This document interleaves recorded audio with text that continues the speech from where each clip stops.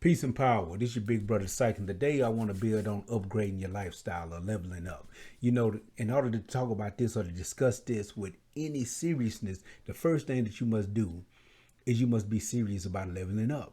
And you got to actually ask yourself, or really look deep into yourself and ask yourself, what does that mean to you?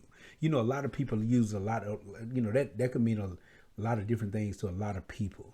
You know, it could be, people using nowadays, they're using a bunch of buzzwords. They saying things like, I'm on my purpose, or I'm living my best life. I'm leveling up. I'm on my game. I'm living in my I am. I'm manifesting, whatever it is that you chose to use. Whatever it is you chose to use, you have to be serious about what that means to you. And that's what we're going to do in this video. We're going to talk about that. What does leveling up mean to you? And some real simple processes and steps that we could take to actually get there. But for now, what I want y'all to do, I want y'all to subscribe to the channel. Watch the video to the end. If you like the video, give me a thumbs up. If you don't like it, give me a thumbs down. But let's build on it.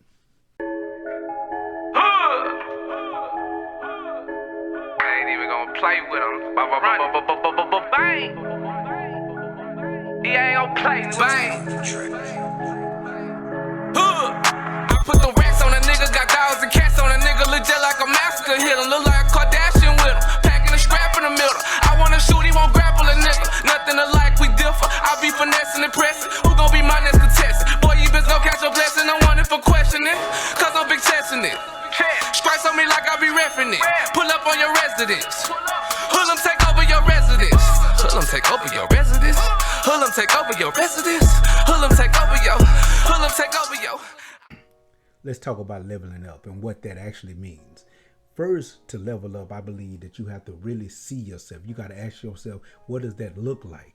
What does that feel like? What does that sound like? You got to ask yourself, take yourself 5 years into the future and ask yourself, you leveled up, you stepping your game up, you on your purpose. What does that look like? How does that dude dress? What's in his bank account? What is that dude driving? What type of women do he spend his time with? What events do he be around? What type of people are he socializing with? What is he thinking? You got to really dig deep into yourself and ask yourself, what does that mean? And you got to be able to see that transition clearly. Because once you see it, once you look 5 years from now and ask yourself, what does that mean? What is that guy making annually on a financial level? Once you really see that, then you got to reverse engineer the entire thing. And what does that mean to reverse engineer it? It means like when you was a kid and you wanted to know how things worked. What you would do is sometimes you would take your toys apart. You would break them all the way down, take them apart. Then you'd put them back together again. And that's what you got to do to that dude. You got to go 5 years to the future and see that person and then reverse engineer them. Break them all the way down, all the way until you get back to where you at right now. And then take those steps to get to that person that you want to see yourself as being 5 years from now. And to me, the best way to blueprint that is to write a set of goals. Now, the way I write my goals a little bit different than a lot of people. The way I write my goals, and that's because I've created or helped organize organizations. And because of that, I write my goals like you write a platform for an organization. The number one tool that I use for doing this, I call it the personal constitution or the 10-10-10 program. I created it in a manhood training course that I created while I was incarcerated. And I made it a mandatory part of that course for all the brothers who took the course to write what I call the 10-10-10 program. Now let me explain to you what that is. At the minimum, this don't have to be the maximum. You could have 15 goals, you can have 20 goals, but we kind of create a constitution like you create in a country. And you write down the main things that you want to accomplish or that you want to live out or that are the principles that you want to live by in your life. You write those things down. Now see, everything that you want, every goal that you have a belief about it, or you wouldn't want it. You have a belief about that thing that you believe is going to make your life better. So then you write, so the first one is what you want. The second one is what you believe. And then the next one is the actions that you're willing to take to manifest that thing, to bring it to life. Because if you're not doing something to bring it to life, then you're just wishful thinking. That's the 10-10-10. So we start with a minimum of 10 goals. 10 what I want, followed by 10 what I believe about what I want, and then followed by 10 actions that I'm willing to take that can help me accomplish what it is that I want. And see, each one of these particular goals themselves you could actually write a plan for manifesting these goals by themselves. But this gives you a standard. It gives you a standard of operation. And once you have that standard, then you make absolutely no move that's not aligned with those standards that you've set for yourself. I'm going to give you a quick example of what I mean. I'm going to give you a look into my personal one. Give you a quick example of what that means. Hold on. Okay, I'm gonna give you. I'm just gonna read maybe a couple of mine, and it isn't limited to material things either. You know, some of my goals are actual spiritual goals. So I'm gonna start with my very first one. My very first one, and I'm gonna give you a breakdown of how this works. My very first one says that I want freedom. Now let me tell you this. I wrote my original one when I was incarcerated. I was in prison, and I wrote my original one. I think I wrote it in 2003, I believe. Let me look at this. Yeah, the first one I wrote May 19, 2003. This version that I'm going to read is a revised copy that I wrote July the 7th, 2017. And then I rewrote another one. I revised it again in March of 2020. And the reason I'm doing this whole video is because I'm about to revise it again right now. I'm about to do a whole nother revision because a lot of these goals on this have been accomplished. A lot of these goals will stay on this forever because there is no completion to it. Like some of the spiritual goals, there's no real completion. They just a thing that keeps me focused on what it is that I want and how I want to live my life. So I'm gonna revise this all over again. But to give you an understanding of my first one, it says, I want freedom. I want the power to determine my own destiny without the negative influence of any outside oppressive force. That's what I want. So what do I believe? The second one. Remember I said 10, 10, 10.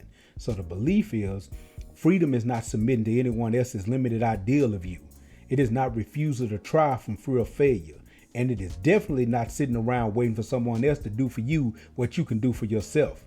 My ideal of freedom is ultimately based on the principles of freedom in 1.1 of this plan. Now, the principles of freedom, and just give you a quick one, of freedom in 1.1 of this plan that I wrote is that there are 3 stages of freedom that you have to have in order to truly be free, in order to manifest freedom.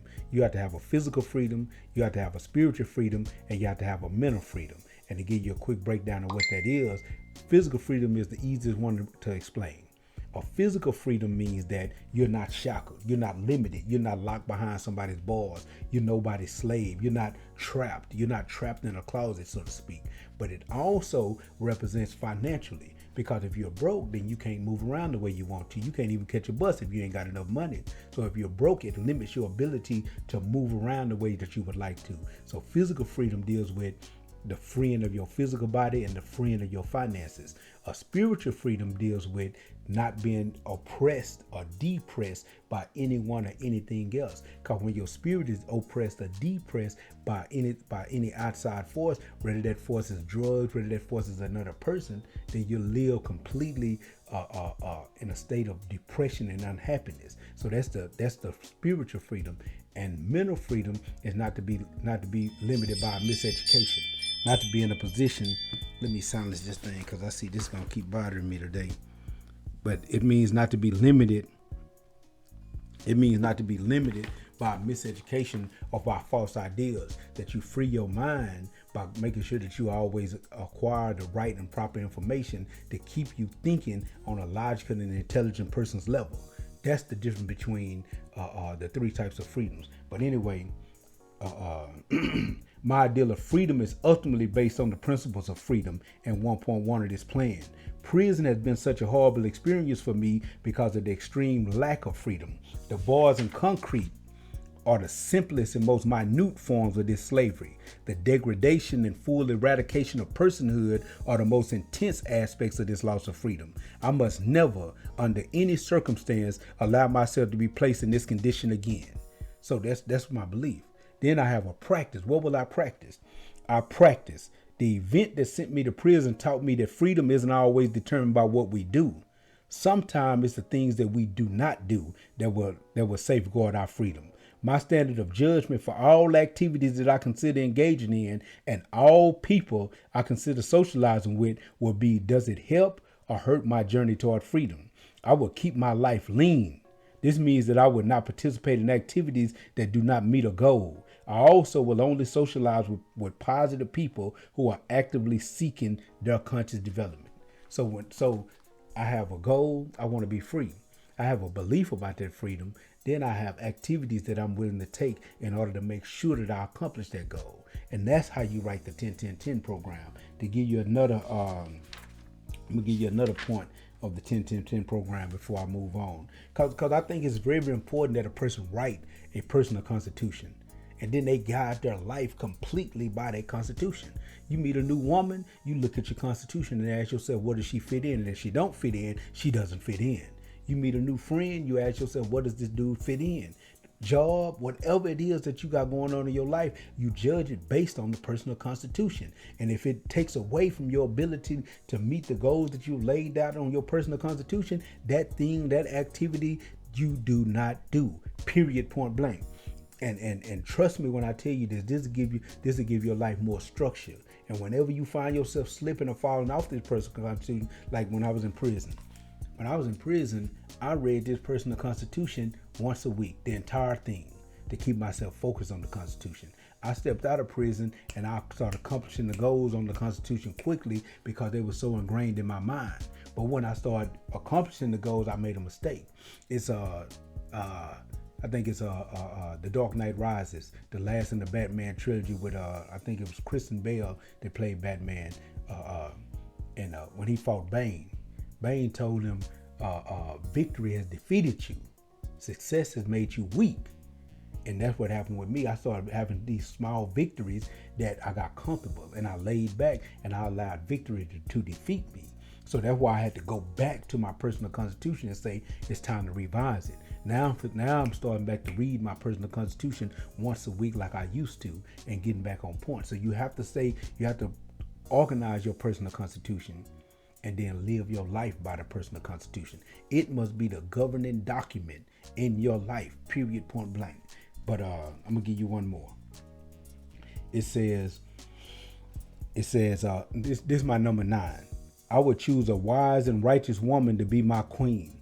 I would love, respect, and honor my choice. I would be a bachelor if I do not encounter a woman that is worthy of my attention. That's the goal. What do I believe? I believe that a woman can be a major resource and wise counsel for a man with a life mission. A woman with proper knowledge of herself and self-respect is a goddess and a queen. It says the right woman is a man's companion, partner, advisor, and soldier. She is a political move for a conscious man. So what will I practice? I will practice treating all women as sisters, mothers, and daughters. I would choose my woman based on her ability to fit into my life mission and not primarily on her looks. Do not make that mistake. Do not make the mistake of choosing a woman just on her looks.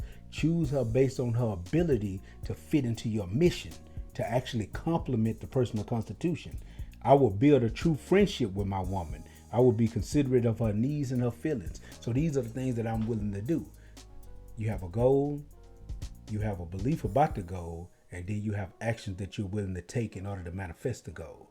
That's the personal constitution. If you create that, I believe truly if you create that, then you cannot fail to actually manifest and create the life that you want. You cannot fail to level up. So what I'm saying is you have to see the person that you want to be. You have to see his transition clearly. You have to see it. You have to ask yourself, what knowledge does he have? What is he studying? What does he need to learn? You have to ask yourself that. How much does he work? You know what I'm saying? How many hours a week do you see this guy working? Me, from where I'm at and where I want to be, I see myself needing to work 10 to 12 hours a day. 10 to 12 hours. And that's limited. I might have to take it, and I done it. I might have to take it to 14 sometime. I done literally done that. And so you got to ask yourself, what is this guy willing to do, and how much does he have to grind? What is his principles? What businesses does this guy own? What investments does he have? That's how you have to see this guy. And by understanding him and breaking him down mentally like that, you're able to actually create that personal constitution that helps you become the person that you truly want to be. Next. Next, I call it, you got to replace your CEO. What do I mean by that? A CEO is the chief executive officer. He's the one that runs the company. You have to look at your life as a business, as a company. And what do they do? What does the CEO do? The CEO determines the ways in which the company is going to try to accomplish the company's mission statement. I told you write your personal constitution. That's your mission statement. Now you have to be the CEO of your life and determine the strategies and tactics that you're going to do to accomplish that mission statement. Now, what happens in any company when quarter after quarter you're not bringing forth any profits? Matter of fact, you're losing. You see yourself losing money. You see yourself losing people. The company strategy is not productive. They're going to fire the CEO. And then they're going to hire somebody that's better equipped to lead the company toward victory. You have to look at yourself and ask yourself, am I satisfied where I'm at? Am I happy? Has the CEO been doing a good job? When I was incarcerated, I had to look around myself and I asked myself, has the CEO been doing a good job? And I said, hell no. I got to get rid of this bum. This dude got to go. And then you got to hire the CEO that you need. You got to actually look at yourself and ask yourself, what kind of person do I need? So I changed my CEO. I changed the person who was running my life. I had to get that dude new information. I had to train that dude and give him a new body. I had to give him a new way of looking at life. I had to give him a whole new perspective. I needed a new person to run my life because the other dude was not meeting my needs over time. That's one question I always ask myself whenever I get ready to make a decision or whenever I'm dealing with another human being. Does this meet my needs over time? And if it doesn't, see, sometimes it can meet your needs in the short term. Does it meet your needs over time? If it doesn't, it has to go. So you have to be willing to change your CEO.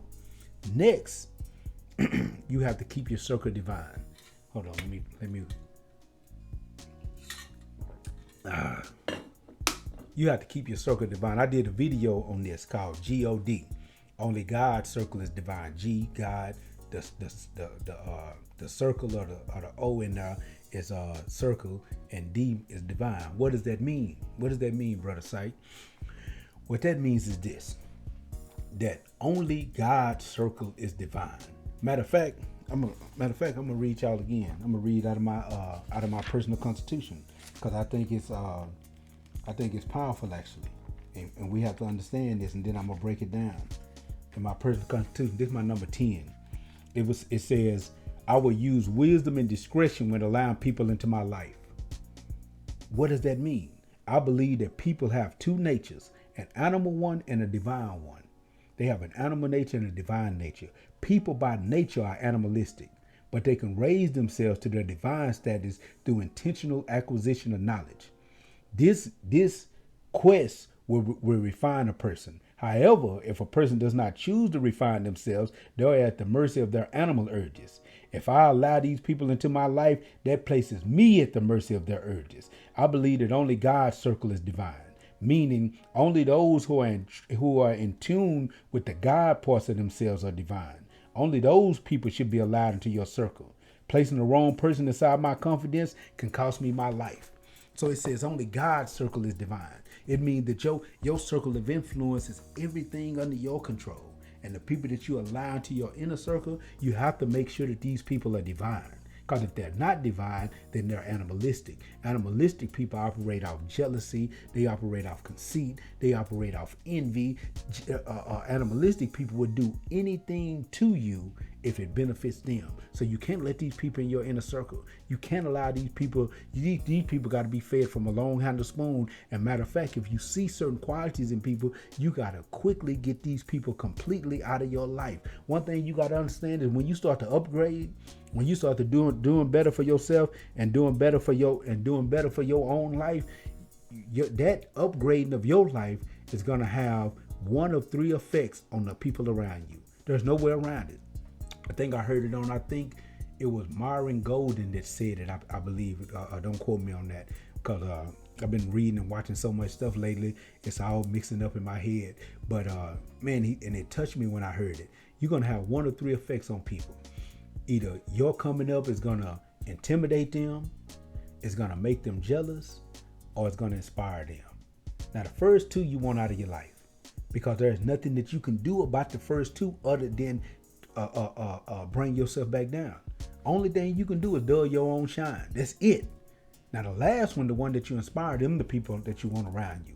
Them the only people that you want around you is the people that are inspired by you upgrading. because it's going to inspire them to upgrade, and in turn they're going to inspire you, and y'all are going to constantly inspire each other. They say steel sharpens steel, and that's how you want around you. Somebody that you intimidate, it means that you makes them feel lower than themselves. You kind of scare them. And a person like that, they're going to want to get away from you anyway. And one thing about people, they don't want to be around people that they're afraid of. So if they have a chance to topple you or assist somebody in getting rid of you, they will, so they can feel more comfortable. And the person that you make jealous, this is the most dangerous person in the world. A jealous person will do anything, almost anything, to harm you, because they constantly see themselves in competition with you. They define their reality by whether or not they're doing better than you. They're called haters. And I just had a major hater that I had to excuse out of my own personal life. Not before he caused a little bit of damage, but I had to finally excuse this dude. Do not allow these people in your life. Remember that only God's Psyche is divine. You got to surround yourself in a circle of trusted friends. I don't care how small that circle has to be, because sometime, it's a Jay-Z verse. I can't remember what song it's off of, but I love it because he said, my little homie told me, Hove, it's not enough of us. I told him less is more, homie. It's plenty of us. And that's the mind state you got to take. Only God's cipher is divine.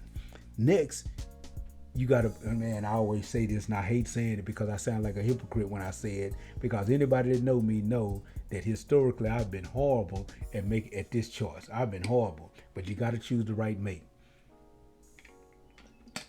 I think it was Nuri Muhammad that I just saw on an interview. He said this, and I think he wrote a book for building on it. I haven't read the book, but he was talking about the book in the video. But he said that the right mate is half your fate. You can't be unequally yoked. You got to choose a mate that actually, like I said in the beginning, that actually fits into your personal mission.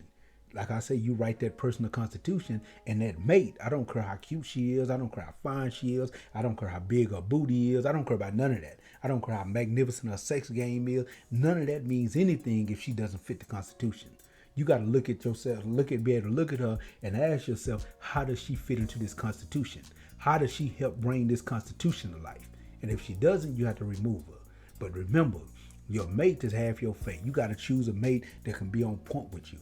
Next, last but not least, you got to organize your environment. What does that mean, to organize your environment? The word environment, anybody that watched my channel or anybody that have been around me know I love words. Words are my thing. I consider myself an amateur wordsmith. So I love the origins of words, the etymology. And the word environment literally means the circle around you. It literally means that. And the dictionary term, let me read the dictionary word for it. It says all the conditions, circumstances, and influences saying and affecting the development of an organism or a group of organisms. So basically what it's saying is that anything around you that affects you. And when I say you got to choose your environment, what I'm talking about, you got to watch the music you listen to.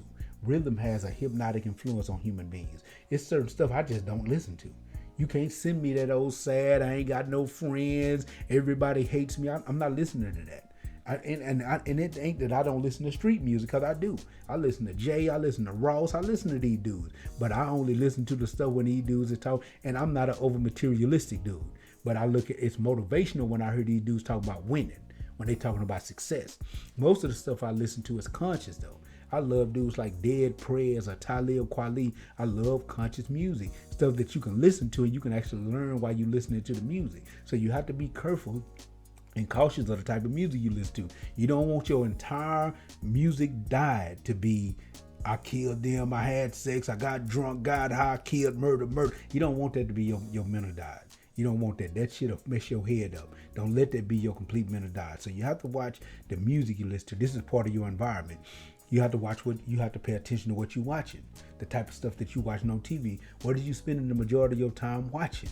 And if you're trying to be successful, you can't just work and then come home and lay on the couch and watch Netflix all day. You got to do something a little bit different.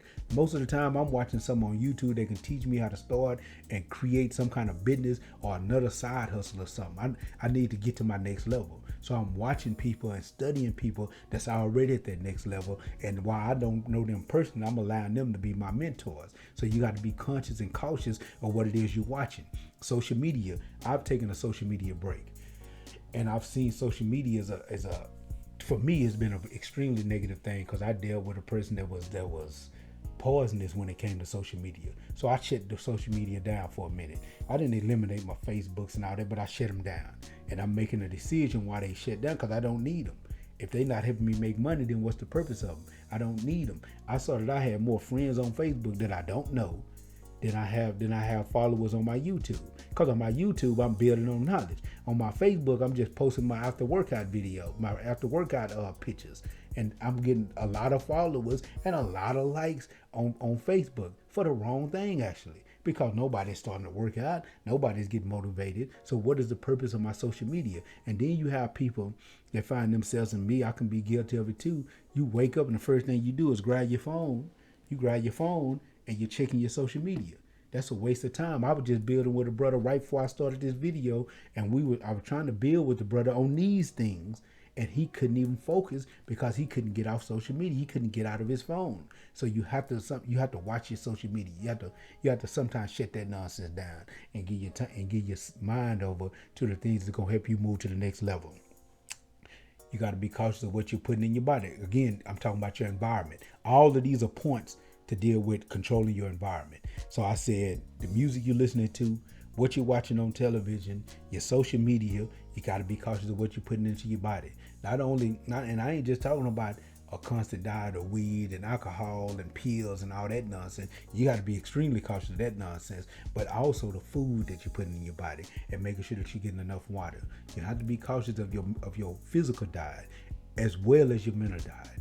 If you're not reading, you're making an extreme mistake because the brain needs constant and continuous stimulation. You need to put food information in. Think of the brain like your phone. Think of it like a phone.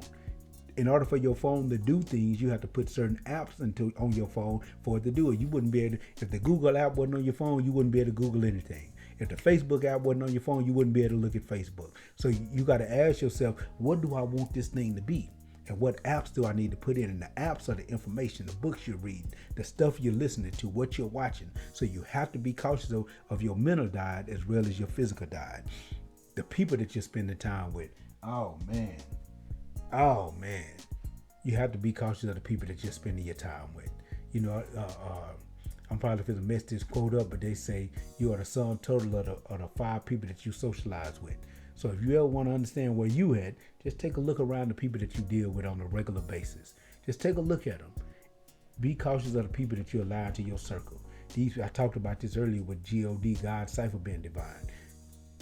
The people that you saw, all my partners, all my close partners. This is no cap. This is no BS.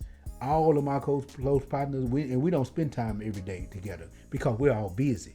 We got things to do. My partners got things to do, from taking care of I got a partner that got a damn a rabbit, what they call it, a rabbit hut, and potatoes and tomatoes and a garden and stuff. He got stuff like that. To another partner that drive trucks and run a business where he making chairs and tables for people's what they call it, for people's man caves and sports rooms and stuff. My partners are busy, but whenever we come together and have conversations, this stuff that I make videos about on YouTube, this is what we talk about. This is literally our entertainment. This is our full conversation. Everything that we build on is about how we're going to upgrade our lifestyle, how we're going to get our finances right, how we can improve the quality of our thinking, and how we can pass this down to other brothers that might not be at this level yet. This is our full conversation. This is what my partners are on. And if you are not on this, you're probably not spending no time with me, and you're probably not having phone conversation with me. It's just not happening. So you got to watch the people that you're spending your time with and how you decorate your home. It's little things that you put around you. The way you decorate your home will remind you of who you are. So you have to decorate your home in a way that when you move throughout your home, through every room, that is reminding you of who you are and who you claim that you are and who you claim to be. You know, these were just some simple steps that I believe that can help you upgrade your lifestyle. They can help you step your game up. They can help you level up. They can help you be in your purpose. And if you got something out of it, won't you leave me a thumbs up, leave a comment. If I left something out and you know an idea that I didn't touch on, leave it in the comments. I hope y'all got something out of the video. This is your big brother Psyche. Peace and power.